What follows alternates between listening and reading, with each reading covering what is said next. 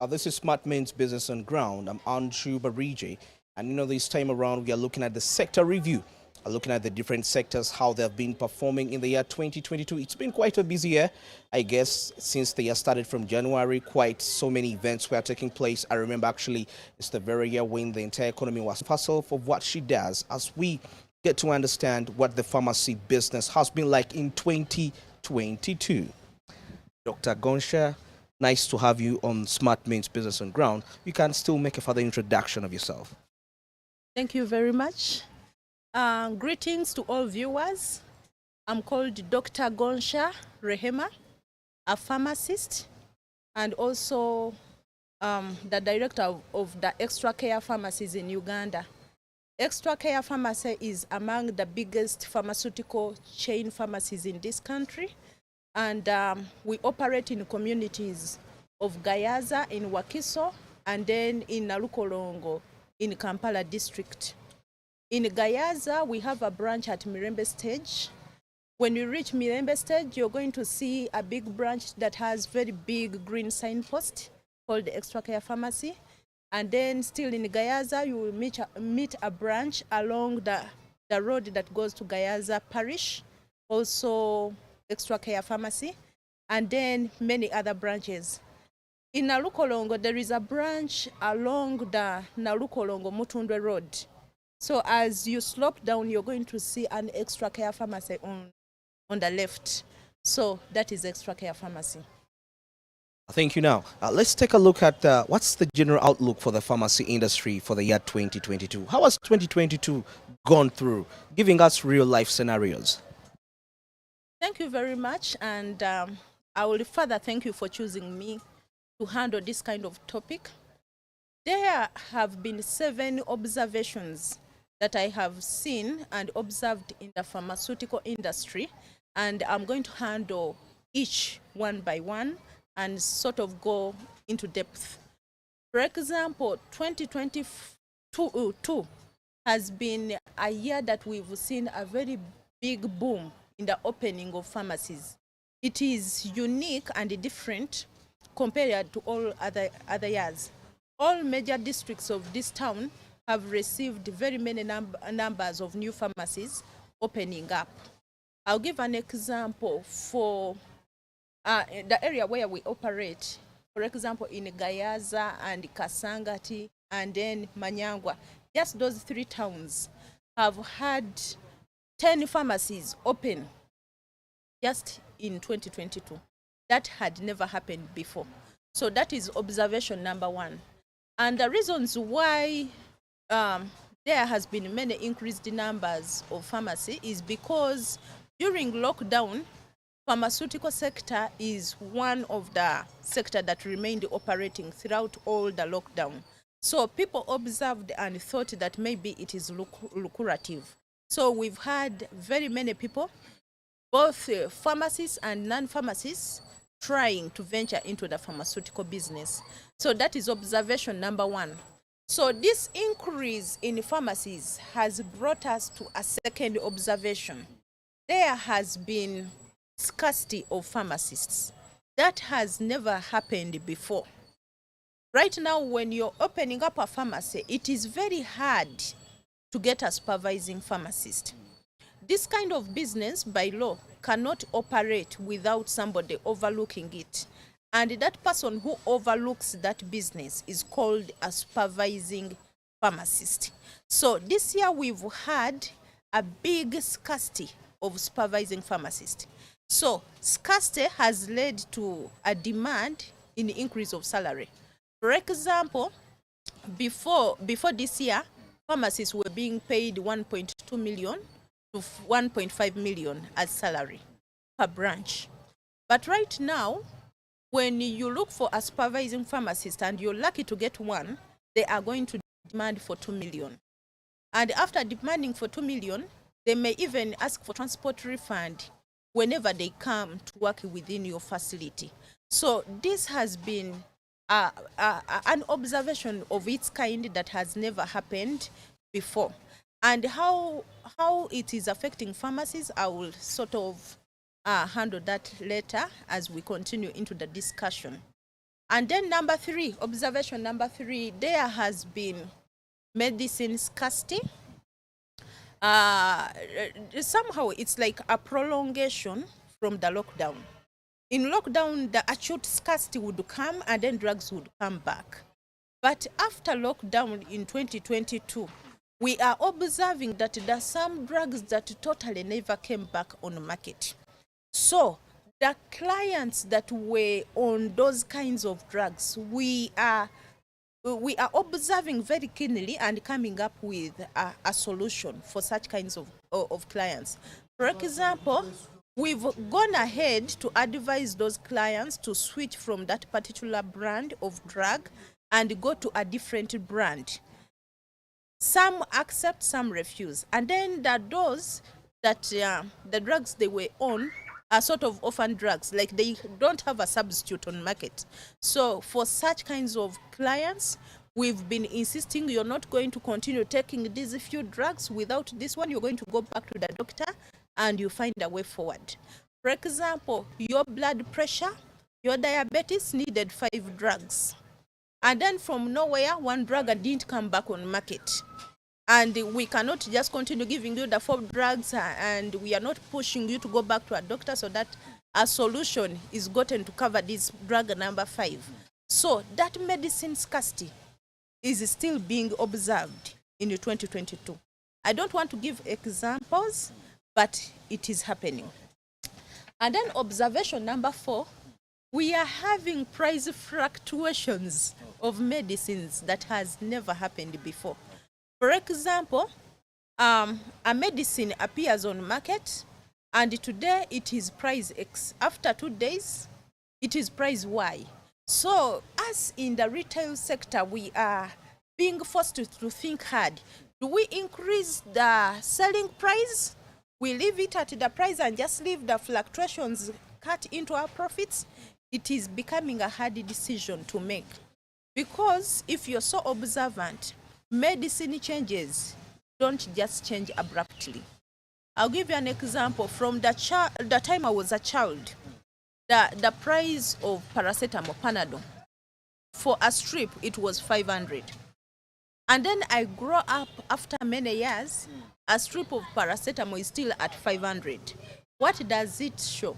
It shows that medicine prices are constant in most cases. They do not just change abruptly.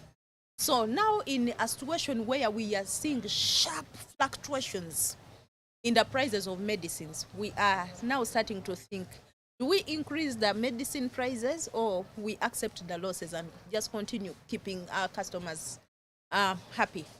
That observation also is there. And then observation number 5 is that there are pharmacies that are closing. However much there is a sharp increase in the opening of pharmacies, there is also a sharp increase in the pharmacies that are failing. You see, when people started making an influx into pharmaceutical business, they came with very many big expectations. Number 1, some came thinking it is very profitable and very lucrative. And then when they start coming, they start realizing this pharmaceutical business has a service aspect to it. And then the service aspect of it is never rewarded. I'll give you an example. I'm a fully trained clinical pharmacist. I have a clinical component or a clinical training into my pharmaceutical service.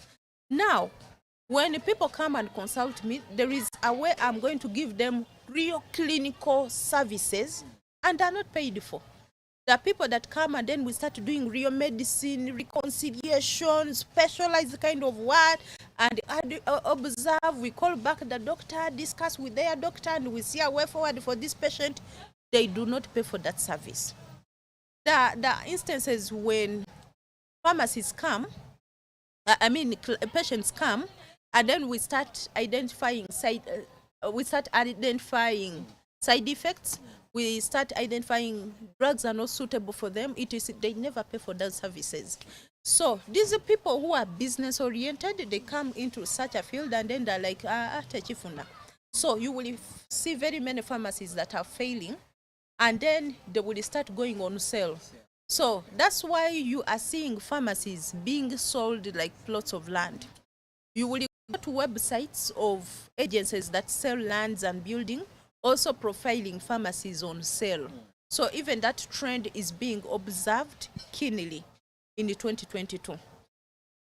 Now, observation number 6. I said I have 7 observations. Now this is observation number 6. We are seeing that most clients cannot afford to buy full doses. Clients are buying half doses or even daily dose. So after observing that actually people cannot afford, and yet even if you don't have money and you have a disease, the disease will not stop growing. The disease will continue advancing, however much you have the money to buy medication or not. So both the rich and the poor have to get medication. So that's where we are going into coming up with different plans for different people. Those who can afford only daily dose, we are lowering to that extent and finding a way of making them very compliant on their medicine. So that is big observation number 6. Then the last one, observation number 7. Self-medication is still happening. It's still happening, but it is not as big as it was in the lockdown. You see, during COVID, I think there was a big struggle into everyone's life. So everyone was deciding a medicine for themselves to save themselves. Whatever people had, they were so ready to come and buy. So that's how people went on to daily taking of vitamin C without maybe a doctor prescribing. You would see somebody coming to buy vitamin C. And then that's how people were buying Dexa. That's how people were buying prednisolone. And these drugs are not good to be taken on a longer term or in high doses. So you would find someone taking vitamin C high dose. By then they were buying 1 gram. And then they take a high dose of vitamin C for a very prolonged period of time. And then by the time they go to hospital, their kidney is already showing kidney damage. Okay? And then there are those people who are taking high doses of Dexa, and they say the Dexa will not allow that COVID to continue growing. And then before they know it, it is showing different side effects. So that self-medication was so high during COVID. Right now, we are seeing that it is decreasing and starting to stabilize. It's still a challenge, yes, but it is not as bad. You said during that period, a theory would come up from nowhere and people just started demanding. People could start demanding hydroxyurea, which was almost an orphan drug before COVID. So you would find people saying, now we want hydroxyurea, a drug that was being given to only sickle cell patients. Now everyone wants to take it. Before you know it, people were bringing combination therapies. Somebody would come up with a drug that has vitamin A in it, it has vitamin E, like combinations were just coming on market abruptly, and in the name of COVID. Now, 2022, that habit has decreased, and that confusion has gone down. Okay. Now, just in like 3-4 minutes, let's talk about the challenges we've observed in 2022 in the pharmacy industry. So the challenges, some of them are continuous challenges, some are actually new challenges. For example, pharmacy as a business, it is a business that has very high operational expenses. So these expenses, for example, the kind of staff we employ are really educated people, and their qualification is stipulated, and almost their salary is stipulated. So you have to get the highly skilled, very expensive people, and those are the kind of people you operate with. It is not like a supermarket where you will get any level of education and work with them and you can pay them any. So that is to do with the high operational expenses. Now, apart from the high expenses, there is also high taxes. This business is one of the highly taxed businesses in Uganda. I'll give you an example. we pay as you earn for all workers. It is a very high expense. Apart from pay as you earn, you're also going to pay NSSF, which is very expensive. Apart from NSSF, you will see National Drug Authority coming up. You have to pay for the license. And you are going to pay almost 2.5 million for the license. Then the same National Drug Authority will come back and say, you pay for the suitability of premises certificate. You're going to pay for that certificate. Before you know it, the local service tax will come saying, you also have to pay to us for the local service tax and the license. So you pay for that license also. Before you know it, UNRA and still the local service tax will come and say you have to pay for all your vipande. So that's just a few taxes I have mentioned, but there are very many other taxes. So it is a very heavy challenge on this kind of business. And then apart from that, I've spoken about the medicine fluctuations, which is reducing the profits of this business, or which is somehow at times affecting the client. So as we come to an end, we are also getting challenges with the seasons. When it starts raining, at times it's not so happy for us. When it rains, for example, early morning, it rains up to midday, there is a big number of patients, of clients that are not going to come in that period. And what we've observed is that clients have a behavior. Those who buy medicine in the morning do not buy in the evening.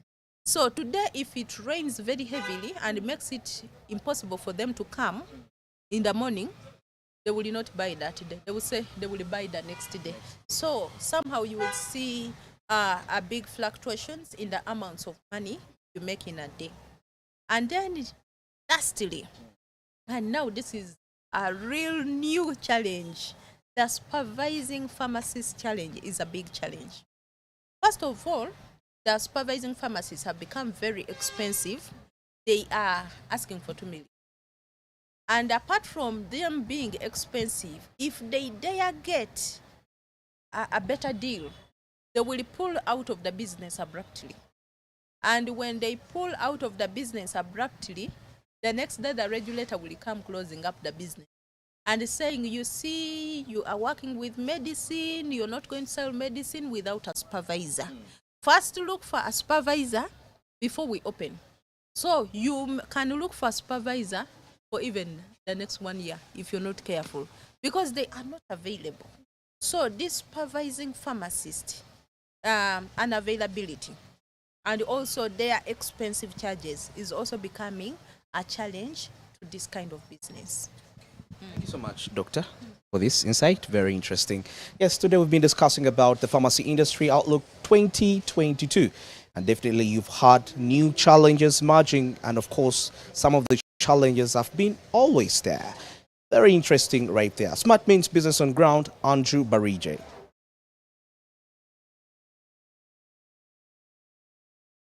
All right, Barije, Andrew, on that one, conversations regarding pharmaceutical businesses within the country. Well, there's a huge version of the fact that we've got a number of emerging pharmacies within this year. And not only that, because it does look to be a profitable business. However, before you do open it up, make sure you do have the certificate from the Ministry of Health. Not only that, but also from the National Drug Authority to ensure that you are a licensed pharmacist and you're supposed to be operating. Besides that, you also need to have standard certificates from the Uganda National Bureau of Standards to ensure that the drugs that you're selling are of no health risk to the individuals. So that has been our on ground this morning. It is 8 minutes to the top of the hour. Coming up after the show will be Financial Markets with Anthony Sebale.